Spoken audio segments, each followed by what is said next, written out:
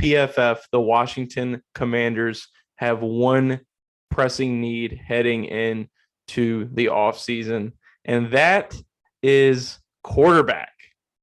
Now, more than ever, there are options. There is an abundance of quarterbacks available, and there's also an abundance of teams that need a quarterback. But can the Washington football team figure out the position that has been their deficit for almost 2 decades? Rivera and company have exhausted a lot of their options, but there is another option on the table, and that goes in April via the NFL draft, taking a rookie quarterback in the first round. Welcome to the Sidelines Washington YouTube channel, and welcome to our All-22 quarterback rankings. And of course, I am your host, Parker Hamlet, also host of the Sidelines Washington podcast. And today we are breaking down and giving our official rankings for the 2022 quarterback class. And it is a very stacked class heading into the draft this April. And of course, the combine being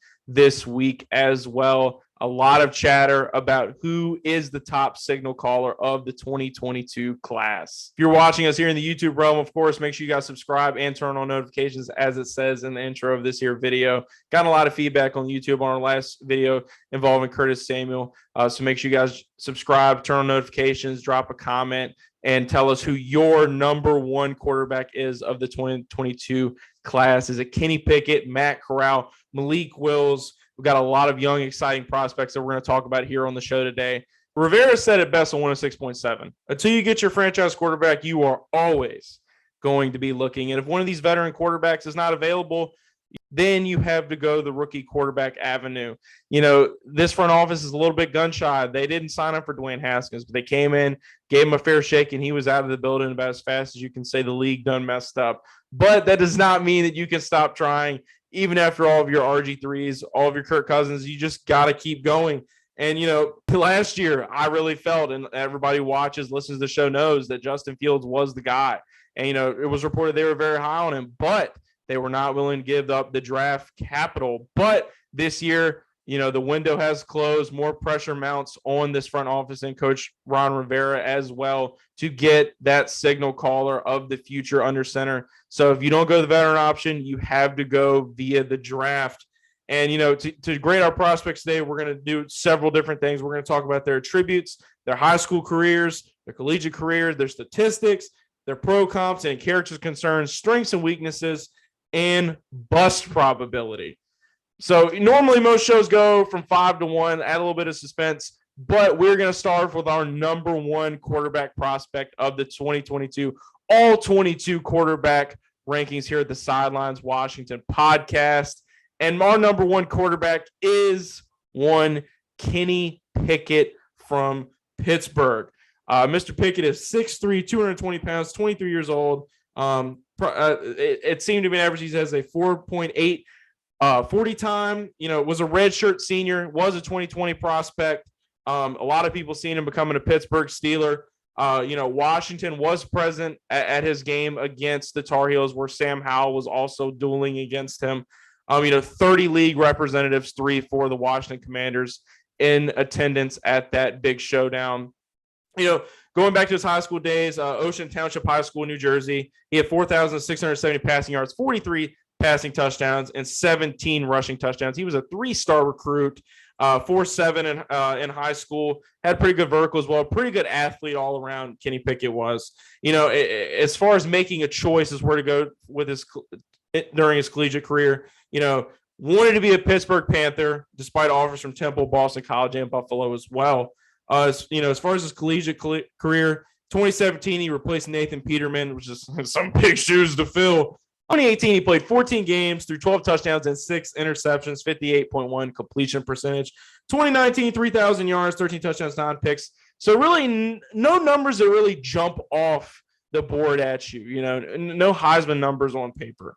2020, you know, kind of an injury-plagued year, grade 3 ankle sprain for Kenny Pickett. Came back from a 6-week recovery in 26 days. So that kind of speaks to the character of a guy like Kenny Pickett. You know, but still a very similar statistical finish in 2020 for Kenny Pickett. 2021 is what I would like to call a leap year for Kenny Pickett, a turning point, if you will. 4,319 yards through the air, 42 touchdowns, 7 interceptions, 67.2 completion percentage. Led the Panthers to a 10-3 record and finished third in Heisman Trophy voting. Immediately, one of the first things that scouts and people like to talk about is, was 2021 a fluke year for Kenny Pickett? And I'll just say this: the guy passes all the tests. He checks all the boxes. The eye test. A pro comp for Kenny Pickett, the one that I've heard very often, very frequently, is a guy that people want the Washington Commanders to call and inquire about, and I'm sure that they have, and then that's Derek Carr.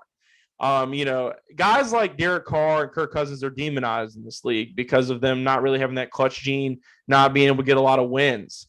As far as the best case, worst case scenario for a guy like Kenny Pickett at the next level, the best case is a guy like Joe Burrow, who also had very eerily small hands, like people like to talk about the entire Kenny Pickett situation. And, Jim Nagy, head of the Senior Bowl, compared Kenny Pickett to Joe Burrow, as far as like his demeanor and, how he kind of carried himself throughout Mobile. Worst case, I guess a guy like Brandon Weeden coming in the league a little bit old, similar stature, a couple fluke years in college. I just don't see that. Kenny Pickett is as advertised, and he has looked like the clear-cut quarterback one of this class. And I know that my narrative has changed on this a little bit frequently, but I am allowed to change my mind. And I've had a lot of time to watch tape on this. And, for his size, Kenny Pickett is absolutely elusive in the pocket. He has just potential through this roof, and he's just not the type of prospect that you want to pass on.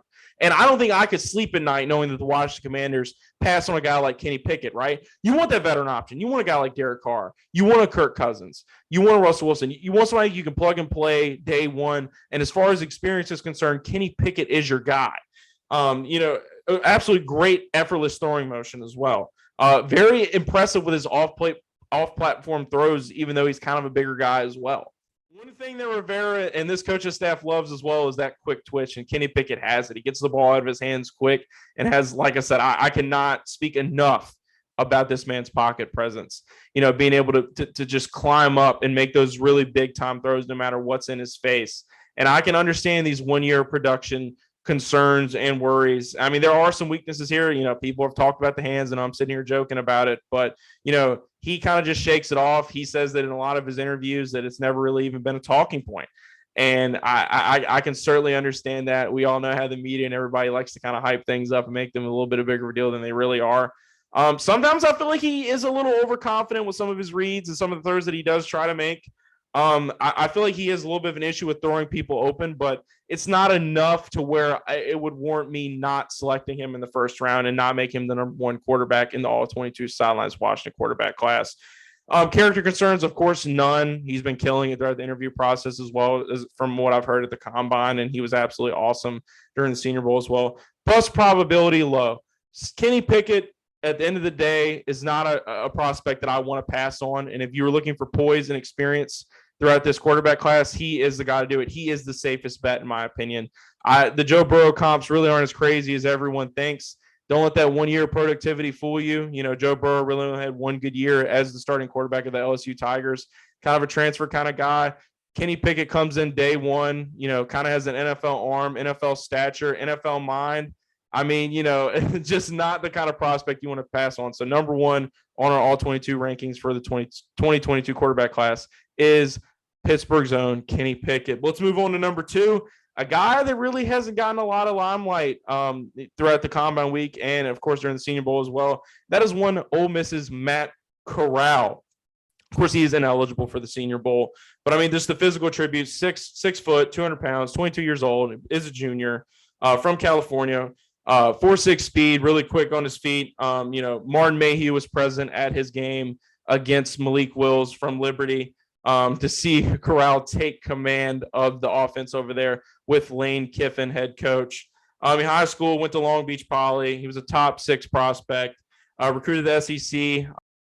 A lot like Kenny Pickett, these numbers really don't jump out at you. Redshirted in 2018 at Ole Miss. 2019, he split snaps. 2020, kind of where he came into his own. Top 20 offense, 29 touchdowns, 14 interceptions, 506 rushing yards. 2021, 17 touchdowns, 2 interceptions. sustained a pretty gruesome injury in the Sugar Bowl, but the x-rays have come back negative. One pro comp I've seen often for Matt Corral is Zach Wilson. And, we kind of have to reserve our judgment on a guy like Zach Wilson being drafted to the New York Jets. But, you haven't really seen a lot out of Zach Wilson there so far, even in some of his better plays. Has a lot of people questioning whether he was worth, the draft status. And, if that's the kind of comparison that people are making in regards to Matt Corral, then, Washington Commanders fans are going to be a little hesitant when they hear stuff like that. And I can't blame them.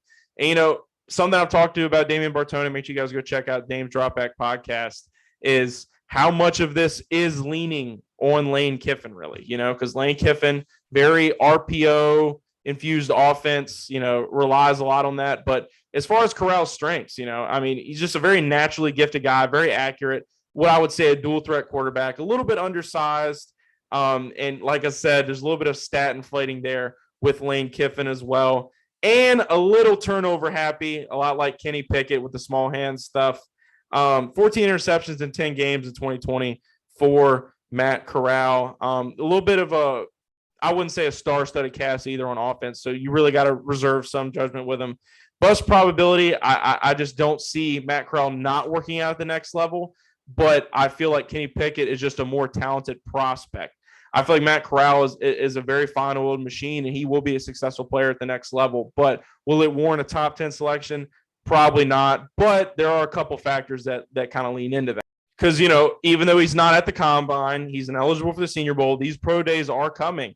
And Lane Kiffin is going to be talking to league executives and telling them why they should take a chance on this kid. And, a lot like Kenny, he looks the part, man. So don't be surprised when Matt Corral climbs up everybody's rankings the closer we get to the NFL draft. And, number 3, Liberty quarterback Malik Willis, definitely a fan favorite. And who can blame the fans for gravitating toward a guy like Malik Willis? I mean, just a phenomenal athlete, right? 6'1", 215 pounds, Richard Sr., 4'4", definitely the fastest amongst all the quarterbacks that we're going to be talking about here on All-22 quarterback rankings today. Of course, like I said, Mayhew's been in attendance for a lot of his games throughout the 2021 season. He's an Atlanta native, studied a little bit with Muhammad Sanu growing up. He's kind of been around athletes his whole life, was a baseball kid, transferred to Roseville High School, was a 3-star prospect coming out of high school, 2,563 passing yards and 1,000 yards on the ground, 37 touchdowns in his high school career. 7A Offensive Player of the Year, worked out as a DB at a Virginia Tech summer camp in 2016. Got a little bit of NFL blood in his family as well. Former Carolina Panther James Anderson, 3rd-round pick, a little bit of a family connection there for Malik Willis. So has some blood in the National Football League already. Was committed to Virginia Tech, but was tempted by Auburn and, of course, signed. So that's where he kicked off his collegiate career with the Auburn Tigers. Malik Willis, of course, known more as the dual threat quarterback of this class, really. Didn't get his first rushing touchdown in 2018 against Liberty, where he ended up transferring, where Hugh Freeze kind of started a renaissance over there. 2020, 20 touchdowns, 6 interceptions, had a 6-touchdown game, 2 300-yard games, 2,000 yards, 64.2 completion percentage, and 944 rushing yards. Led all quarterbacks that season. He also was a Dudley Award winner, best player in the state of Virginia. 10 wins and top 25, which was things you never heard when talking about Liberty football. I'm at about an hour and some change away from Liberty, and Malik really made it cool to be a Liberty football fan again, and had put on some absolutely dynamic performances while he was there. 2021, 2,857 yards, 27 touchdowns, and 12 interceptions. Ran for 878 yards on the ground and 13 rushing touchdowns as well. So, like I said, the epitome of a dual threat quarterback in regards to this entire class and our 5 prospects we're talking about today. Pro comparison, I'm not going to generalize it here, but I just see so much of Lamar Jackson when I watch the Malik Willis. Just some of the off-platform throws that he's able to make, just the ridiculous, uncoachable speed, the great decision-making as well in regards to protecting his body. I know some people are kind of back and forth on that, but I've always been impressed with what Malik Willis can do. Some people are that athletic and they're absolutely reckless with it. I've never gotten that vibe from Malik Willis. He knows his body's a weapon, and he certainly knows how to use it. A lot of people say that he is the only quarterback in this class that is capable of becoming a franchise quarterback. And, if you guys watch the combine over the weekend, you will know that, my God, some of the throws that this guy was making. Definitely, you hear Lamar Jackson's a running back. You won't be hearing a lot of that about Malik Willis after some of the throws that he made. In the another comparison that a lot of people have been making as well as Josh Allen. Some people are seeing Malik as kind of like a project, if you will. Never really gotten that vibe from Malik Willis. Apparently his one-on-one meetings with Rivera went really well. He's garnering a lot of comparisons to Cam Newton in regards to how he talks about film, how animated he is. And, of course, everybody knows Coach Rivera spent a first-round draft pick, the number one overall pick on Cam Newton, who eventually led them to a Super Bowl. So not saying that's what's going to happen here, but certainly a lot of interesting connections, being a local kid as well. It looks like a lot of things are faring fair for Malik Willis, but at the Senior Bowl, he got a lot of exposure, and a lot of that exposure, of course, was to Mike Tomlin of the Pittsburgh Steelers. And, of course, everybody knows Ben Roethlisberger, retired Hall of Fame career. Is Malik Willis in the sights of the Pittsburgh Steelers, and are they going to be willing to give up more than us? Who knows? Malik Willis, definitely the most polarizing of the class. Not what I would call a safe bet, but, man, the ceiling is absolutely ridiculous. And, there's just a bunch of strengths here as well with Malik Willis in regards to his game. He's aggressive. He can take a hit. There's an explosive burst, and just the change of direction that he has is just almost unheard of in regards to the quarterback position outside of guys like Lamar Jackson, like I was talking about. And honestly, very underrated arm strength, like I said, as well. But, you'll see a lot of that, him showing off at the combine. I think he averaged, 22.6 air yards per attempt, second highest in college football last year. If there's anything I'm going to say about Malik to knock his game, I know the way I'm talking about him, you think he's the best quarterback on my board. 6'1", a little bit smaller, kind of takes some unnecessary hits, and there are some ball security issues there. Some. Very minute, not enough to take him off my draft board, but there's certainly some stuff there that he's going to need to improve because everybody knows how defenders at the next level come after the ball. Also, 12 interceptions, seventh most in the football subdivision. So turnovers could be an issue for Malik Willis, but people think that the ceiling is absolutely worth the risk. Character concerns, none. Bust probability, I'm going to say medium because, with every project, there's always the probability that it can go very badly. And, I feel like anybody who takes Malik Willis, you're gambling. And there's no guarantee that a lot of this stuff will translate to the next level despite a lot of, collegiate elements kind of being in the NFL now. There's really no guarantees. It really takes the right coach, the right staff, a good OC, and everything to really just click together in order to kind of bring that skill set to the NFL and make it to work. But number 3 quarterback of the All-22 quarterback draft class is Liberty's own Malik Willis. Now, number 4 is a guy that definitely slid down my charts a lot. I had him very high, as a lot of you know. I was a little bit biased, had to watch a little bit more film, talk to some more people about it, kind of let some time go by. Number 4 is UNC's own Sam Howell, 21 years old, 6'1", 4.87 speed, 220 pounds. As far as his high school career, 4-star recruit coming out of Sun Valley High School, 53 total touchdowns. Number 3 dual threat quarterback of the 2019 class as well. As far as making a choice, he kind of saw at Florida State was fizzling out, so he decommitted from there. And, of course, called up Mac Brown and asked about the playbook at UNC and, of course, decided to commit to UNC. So good thing from Sam Howell, very playbook-oriented kind of guy, showing that he's kind of always thinking about football, which is something you'd certainly like to see. Early throughout his collegiate career at UNC, kind of following the ghost of Mitchell Trubisky, if you will. 90 touchdowns, school record, though. Some saying he's the best quarterback that has ever played at UNC. He's also the first freshman quarterback to ever start for the Tar Heels, set several records as a freshman. 2019, 38 touchdowns, 7 interceptions, Military Bowl MVP.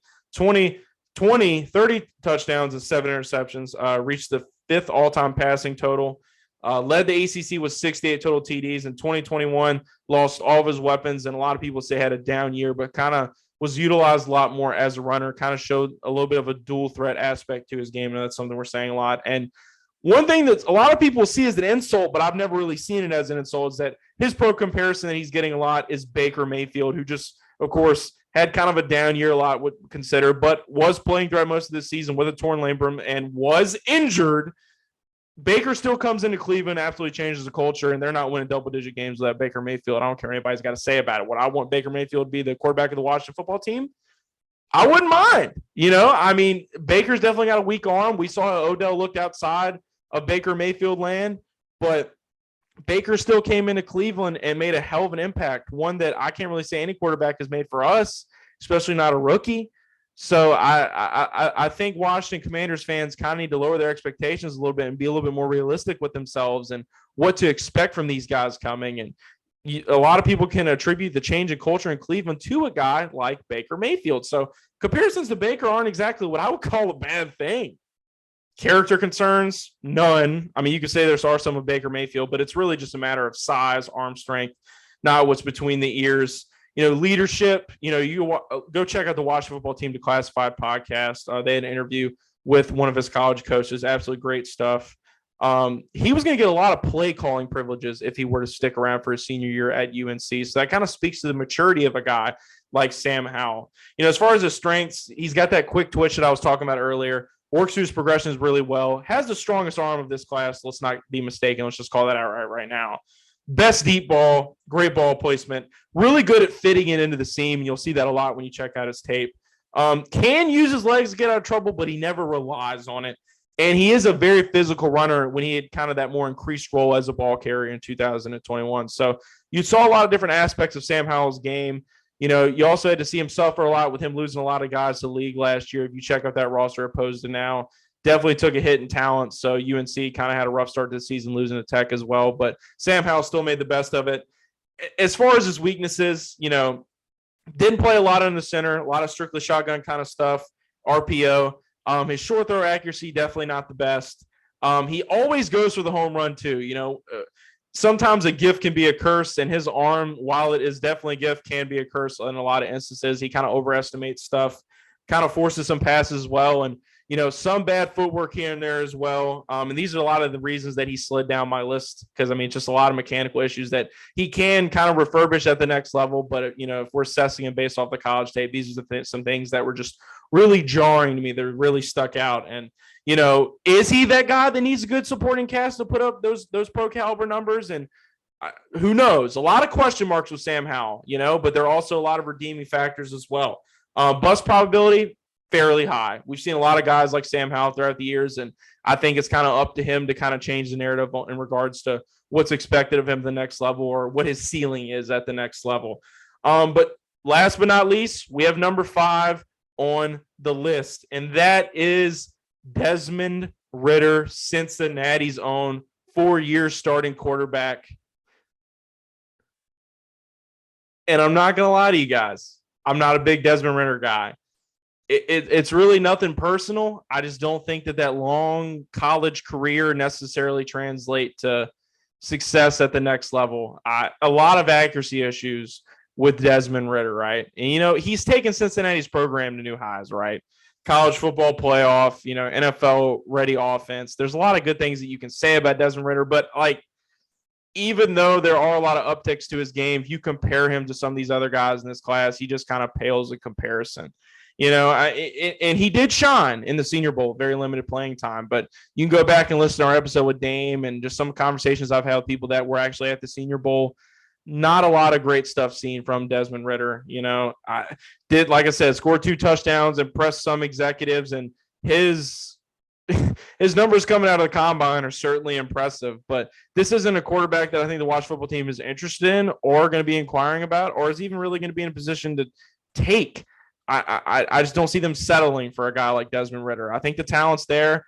Like I said, what he did, college football playoff and all that good stuff for Cincinnati, he means a lot to that program. But, if the Washington football team is trying to get their signal caller through the draft, they're certainly hoping for a lot better than a guy than Desmond Ritter.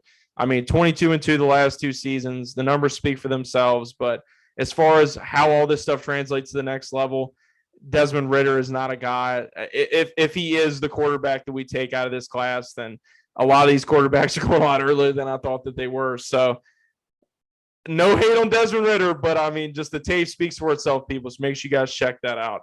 But that is all we have here for the All-22 quarterback rankings here at the Sidelines Washington YouTube channel. Make sure you guys comment below. Do you agree with the rankings? Did anybody get snubbed? Is Pickett QB1? If not, who is your QB1? Make sure you guys, of course, subscribe, turn on notifications to the YouTube channel. As I said above, check out our podcast. Click the link in the bio. You can find us on Apple, Spotify, wherever in the audio realm. Just pick your poison. Linktree and all bios as well. You can find us on all social media, Sidelines_WFT.